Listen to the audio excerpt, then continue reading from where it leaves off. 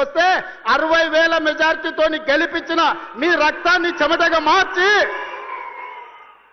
సోనియమ్మ ఆశీర్వదించి పంపించిన మందుల శామ్యుల్ జేబుల్లో సోనియమ్మ ఫోటో పెట్టుకొని వస్తే మీరు గుండెల్లో పెట్టి చూసుకొని భుజాల మీద మోసి ఈ రోజు 60,000 పైచిలకు మెజార్టీతోని ఇవాళ ఎమ్మెల్యేని చేసింది.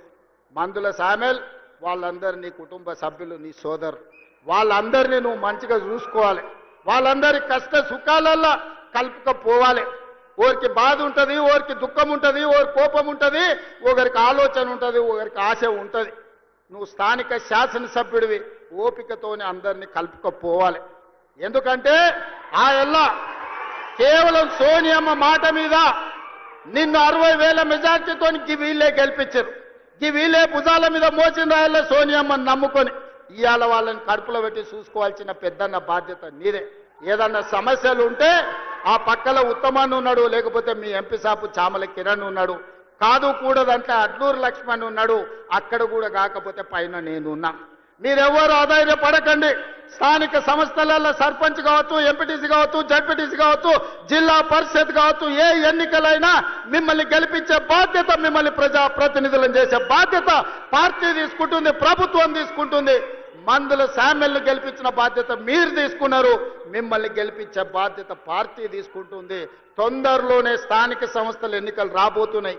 వేదిక మీద ఉన్న నాయకుల ఎలక్షన్లు అయిపోయినాయి, ఎమ్మెల్యేలు అయిపోయినాయి, ఎమ్మెల్సీలు అయిపోయినాయి, ఎంపీలు అయిపోయినాయి. మా దయాకర్ ఎమ్మెల్సీ అయ్యండు, మా శంకర్ నాయక్ ఎమ్మెల్సీ అయ్యండు, ఆ పక్కల సత్యం ఎమ్మెల్సీ అయ్యండు. 4 ఇస్తే 3 మీకే ఇచ్చినమా నల్గొండలకు.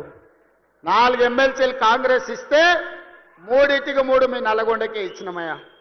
మంత్రులు మీ దగ్గరనే ఉన్నారు, ఎంపీలు అన్నీ మీరే గెలిపించారు, అన్ని మీ నల్గొండకే ఇచ్చినాం. ఏది మిమ్మల్ని కాదనిలే. ఎందుకంటే ఈ నల్గొండలో నిఖార్సైన కాంగ్రెస్ పార్టీ కార్యకర్తలు ఉన్నారు, కష్టపడతారు. కాబట్టి ఇవాళ మీకు అన్ని అవకాశాలు వచ్చినాయి. భవిష్యత్తులో కూడా ఈ నల్గొండ జిల్లాను ప్రత్యేకంగా చూసి ఇక్కడి పార్టీ కార్యకర్తలను కాపాడుకునే బాధ్యత పార్టీ ప్రత్యేకంగా తీసుకుంటుంది. మా మిత్రులు మహేష్ గౌడ్ గారికి అధ్యక్షునికి నేను సూచన చేస్తున్నా, నల్గొండలకు ప్రత్యేకంగా సమయం ఇచ్చి వాళ్ళతోని కూర్చొని మాట్లాడి వాళ్ళ సమస్యలు ఏమున్నాయో తీర్చు. వాళ్ళకి జర ఆవేశం ఎక్కువ కానీ వాళ్ళు షెడ్యూల్ కాదు, జర కోపం వస్తే దాచుకునే తత్వం నల్గొండ జిల్లాకు లేదు. అందుకే ఈ కార్యకర్తలు గట్టిగా కోపంగా మాట్లాడతారు కానీ వివరించి చెప్తే అన్ని వింటారు. నాకు ఆ నమ్మకం విశ్వాసం ఉంది. చిన్న ఏమన్నా ఉంటే మనం అన్ని కూడా సర్దిద్దుకొని రాబోయే స్థానిక సంస్థలల్లో ఒక్క గంజాయి మొక్క కూడా మొలవనియొద్దు. ఎందుకంటే మీరు అనుకుంటే ఈ జిల్లాల బీఆర్ఎస్ అనేది ఉండదు, నేల మట్టం తూడ్చేసే శక్తి మీకున్నది. అందుకే మిత్రులారా ఇవాళ ఇది ఒక మంచి కార్యక్రమం. ఇక్కడ ఉండే మా అక్కల్ని మా చెల్లెళ్ళని నేను అడుగుతున్నా, ఇంటికి వెళ్ళండి, ఇంటి ఆయనతో మాట్లాడండి, చెప్తే ఇంటే సరే సరే, లేకపోతే ఆయనకు చెప్పకరి. ఎందుకంటే ఆయన అప్పుడప్పుడు అక్కడిక్కడ చూస్తాడు. సన్నబియ్యం ఇచ్చినమా లేదా ఆలోచన చేయండి, రేషన్ కార్డు వచ్చిందా లేదా ఆలోచన చేయండి, రైతు రుణమాఫీ జరిగిందా లేదా మీరు చూసుకోండి, ఇందిరమ్మ ఇల్లు కట్టుకుంటురా లేదా మీరు ఆలోచన చేయండి, రైతు భరోసా వచ్చిందా లేదా మీరు చూసుకోండి, గ్రామానికి మంచినీళ్ళు వచ్చినాయా లేదా మీరు చూసుకోండి. మీ అన్న, మీ సోదరుడు, మీ తమ్ముడు, మీ రేవంత్ అన్న ఎప్పుడు వచ్చినా మిమ్మల్ని కలుస్తున్నాడా లేదా చూడండి. ఆ ఏళ్ళ ముఖ్యమంత్రి ఎట్లుండే, ఇవాళ మీ అన్ననో మీ తమ్ముడో ఎట్లున్నాడో ఒక్కసారి ఆలోచన చెయ్యండి. అందుకే ఇవాళ ఎవరు ఎట్లున్నా 10 ఏళ్ళు మనం ఉంటాం. నేను ఈ వేదిక మీద నుంచి ఒక్క మాట స్పష్టంగా చెప్పదలుచుకున్నా, ఆశపడుతున్న వాళ్ళకు ఒంటె పెదాలంట ఊగులాడుకుంటూ ఉంటాయి, కింద నక్క కూర్చొని ఎదురు చూస్తుందంట ఒంటె పదాలు రాళ్ళు పడితే ఎత్తుకొని ఉరుకుదామని. ఇవాళ బీఆర్ఎస్ వాళ్ళు కూడా గట్లనే ఇంకొస్తుంది మాకు అధికారం అని వాళ్ళు ఆలోచన చేస్తారు. 94 నుంచి 2004 2 సార్లు టీడీపీ అధికారంలో ఉంది. 2004 నుంచి 2014 వరకు 2 సార్లు కాంగ్రెస్ పార్టీ వైఎస్ రాజశేఖర రెడ్డి నాయకత్వంలో అధికారంలో ఉంది. 2014 నుంచి 2024 వరకు చంద్రశేఖరరావు అధికారంలో ఉన్నాడు. 2024 నుంచి 2034 వరకు కాంగ్రెస్ పార్టీ కార్యకర్తల అధికారంలో ఉంటారు. 10 ఏళ్ళు తెలంగాణ గడ్డ మీద కాంగ్రెస్ జెండా రేపరేపలాడుతూనే ఉంటది. 2035కు తెలంగాణ ఆదాయాన్ని $1 ట్రిలియన్ ఎకానమీగా మార్చి ప్రపంచంతోనే పోటీ పడే విధంగా తెలంగాణ రాష్ట్రాన్ని తీర్చిదిద్దుతాం. శాతనైతే మామొస్తాడో అల్లుడు వస్తాడో బామార్ది వస్తుందో బిడ్డ వస్తారో మొత్తం కట్టగట్టుకొని నీ జాతంత వస్తుందో రాపో బిడ్డ. మా కాంగ్రెస్ పార్టీ కార్యకర్తలు చూసుకుంటారు. మీరందరూ ఒక పక్కన నిలబడండి. మా కాంగ్రెస్ పార్టీ కార్యకర్తలు ఇంకొక పక్కన నిలబడతారు. 10 ఏళ్ళు ఎవడు వచ్చినా ఎవడు ఏడ్చినా ఎవడన్నా పోయి బాయిలో దుంకి సచ్చినా ఇందిరమ్మ రాజ్యమే ఉంటది, రైతు రాజ్యం ఉంటది. వ్యవసాయం దండుగ కాదు, వ్యవసాయాన్ని పండుగ చేసి ప్రతి కాంగ్రెస్ పార్టీ కార్యకర్తను వాళ్ళ జీవితాన్ని ప్రజలకు అంకితం చేసే విధంగా మన పరిపాలన ఉంటుంది. తెలంగాణ మోడల్ ఇవాళ ఎస్సీ ఉపకులాల వర్గీకరణ భారతదేశంలోనే అమలు చేసిన ఏకైక రాష్ట్రం తెలంగాణ రాష్ట్రం.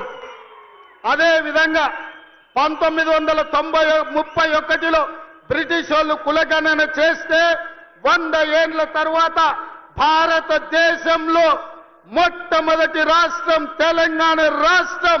జనగణనలో కులగణన చేసి దేశానికి ఆదర్శంగా నిలబడి నరేంద్ర మోడీ మెడలు వంచి దేశంలోనే కులగణన చేసే విధంగా ఇవాళ పరిపాలన అందిస్తున్న రాష్ట్రం తెలంగాణ రాష్ట్రం. ఇదే కాదు, రేపు జరగబోయే స్థానిక సంస్థలల్లా 42% బలహీన వర్గాలకు రిజర్వేషన్లు ఇస్తామని మా నాయకుడు రాహుల్ గాంధీ చెప్పిండు. అక్కడి సూర్యుడు ఇక్కడ ఉదయించిన 42% స్థానిక సంస్థలల్లా వార్డు మెంబర్లు, సర్పంచులు, ఎంపీటీసీలు, జడ్పీటీసీలు, జిల్లా పరిషత్తులు, మున్సిపాలిటీలలో 42% రిజర్వేషన్లు అమలు చేసే విధంగా మన పరిపాలన కొనసాగుతుంది. పాలితులుగా ఉన్న వాళ్ళను పాలకులుగా చేసే వాళ్ళను ఇవాళ మనము చేస్తాము. ఆనాడు దండం దొర అన్నోళ్ళనే ఇవాళ రాజ్యం నడిపే విధంగా వాళ్ళ చేతిలో అధికారాన్ని, రాజ్యాధికారాన్ని పెట్టడానికి ఇవాళ మన ప్రభుత్వం, మన పార్టీ ప్రయత్నం చేస్తుంది. ఈ ప్రయాణం 10 సంవత్సరాలు ఆగకుండా సాగాల్సిందే. మీ ఆశీర్వాదం ఉండాల్సిందే. నాకు సంపూర్ణమైన నమ్మకం వచ్చింది.